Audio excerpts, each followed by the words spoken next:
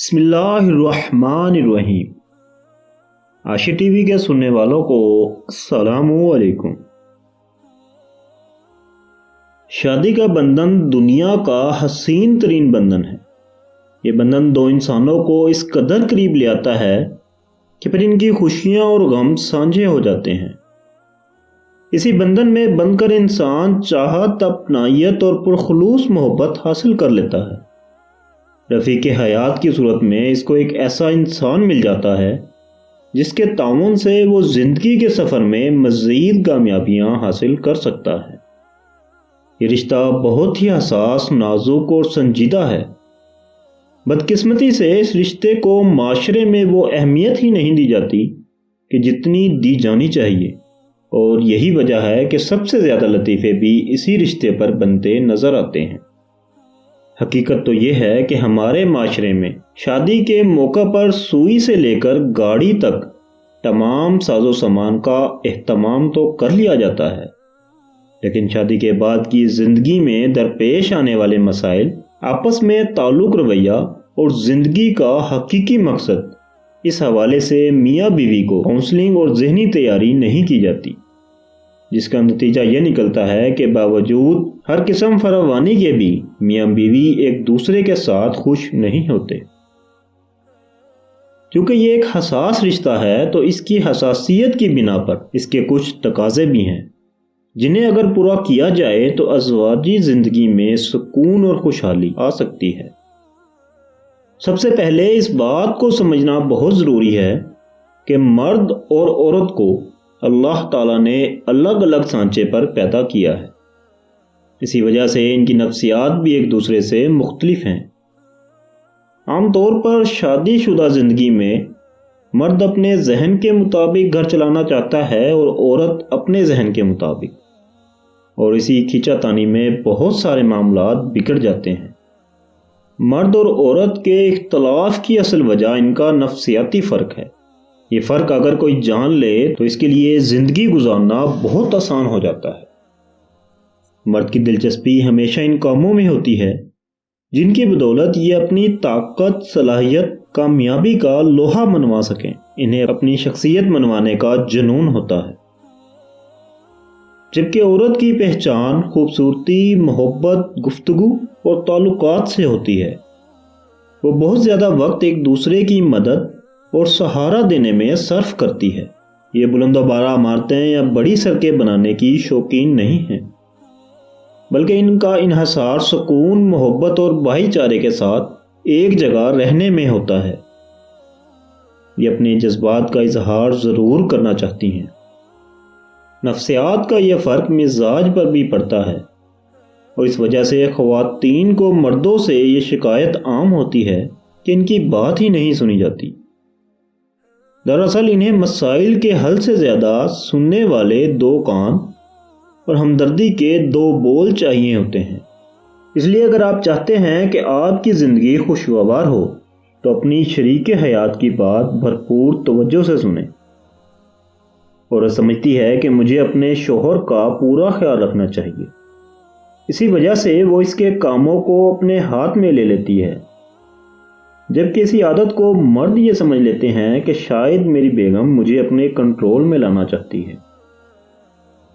عورت یا مرد جب کسی ڈپریشن میں مبتلا ہوتے ہیں تو ایسے میں مرد تنہائی اختیار کر کے اس مسئلے پر فوکس کرنا چاہتا ہے، جبکہ عورت کسی کے ساتھ بات کر کے اپنے دل کا بوجھ ہلکا کرنا چاہتی ہے۔ اکثر اوقات عورت مرد کی عادت کو غرور اور بے رحمی سمجھ لیتی ہے، جبکہ مرد کو اس حالت میں عورت کی بات کرنے کی عادت اچھی نہیں لگتی۔ عورت کو سستا تحفہ دیا جائے یا مہنگا، وہ اس سے خوش ہو جاتی ہے، جبکہ مرد ہمیشہ سکورنگ کی آنکھ سے دیکھتا ہے۔ وہ دیکھتا ہے کہ مجھے ملنے والا تحفہ کس قدر قیمتی ہے، اور وہ اسی کے مطابق اس کو اہمیت دیتا ہے۔ خواتین اپنے ذاتی مسائل کو بھی اجتماعی مسائل کی صورت میں بیان کرتی ہیں۔ مثلاً اگر ان کے ساتھ کوئی ایک انسان ناانصافی کرے تو وہ کہتی ہیں، آج کل تو کوئی کسی کے ساتھ اچھائی کرتا ہی نہیں ہے، جبکہ مرد کے ساتھ جس نے ناانصافی کی ہوتی ہے وہ صرف اسی کے بارے میں بتاتا ہے۔ پورے معاشرے کے بارے میں بات نہیں کرتا۔ میاں بیوی اگر اپنی ان بنیادی نفسیات کو سمجھ کر ایک دوسرے کے ساتھ تعاون کریں اور غلط سمجھنے کے بجائے ایک دوسرے کی عادات کو فطری مجبوری سمجھ لیں تو بہت سارے مسائل حل ہو جائیں گے۔ مرد اور عورت کی نفسیات میں یہ فرق معمولی سا ہے، لیکن اس کا مطلب اختلاف نہیں ہے۔ یہی اس رشتے کی طاقت بھی ہے۔ آپ دنیا کی مہنگی ترین گاڑی کی ڈرائیونگ سیٹ پر بیٹھے ہوں لیکن آپ کے سامنے کوئی منزل ہی نہیں تو پورا دن سڑکوں کی خاک چھان کر بھی آپ کہیں نہیں پہنچ پائیں گے۔ اسی طرح شادی شدہ زندگی کے سفر میں بھی اگر آپ کے پاس ترجیحات نہ ہوں تو آپ کا یہ سفر ضائع ہو جائے گا۔